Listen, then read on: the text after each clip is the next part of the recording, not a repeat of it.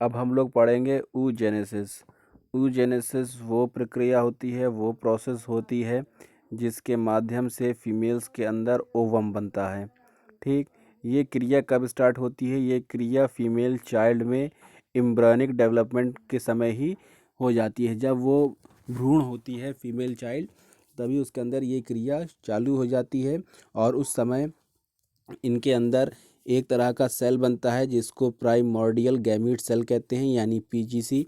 ठीक, फिर इस सेल के डिवीजन से जो चीज़ बनती है, जो स्टेम सेल बनती है, उसे ऊगोनिया कहते हैं। ठीक, ऊगोनिया जो है एम्ब्रियोनिक डेवलपमेंट स्टेज के समय ही बन जाती है।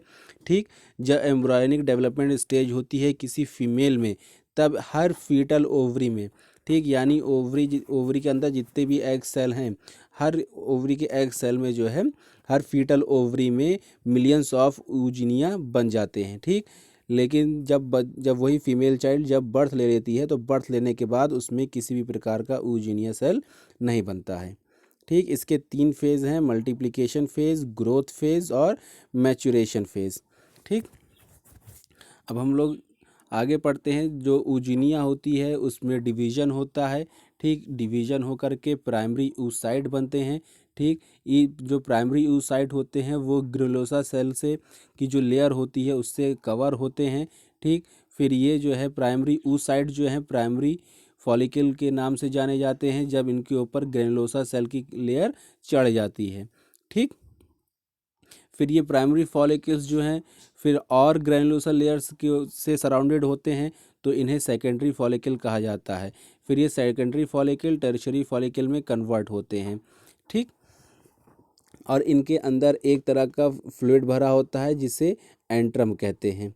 ठीक, इनके अंदर 2 लेयर होती है जिसे theca interna inner theca interna और आउटर थीका एक्सटर्ना कहा जाता है।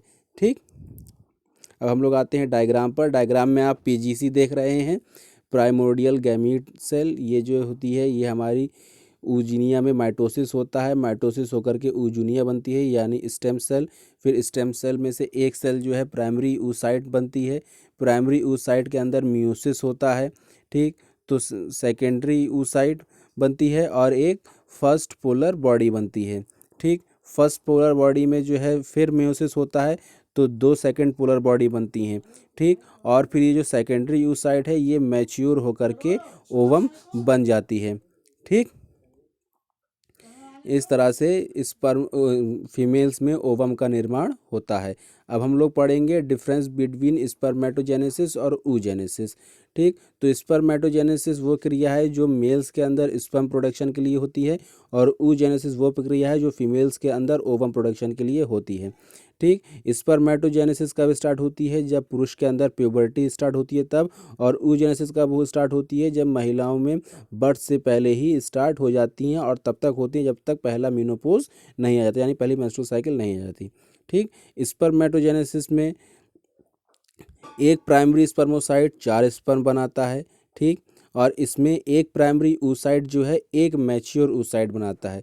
ठीक, यानी एक प्राइमरी स्पर्मोसाइट 4 स्पर्म बनाएगा और इसमें एक प्राइमरी oocyte सिर्फ एक मैच्योर oocyte बनाएगा। ठीक, इसमें जो होती है स्पर्मेटोजेनेसिस में साइटोप्लाज्म नहीं होती है, साइटोप्लाज्म लॉस्ट हो जाती है।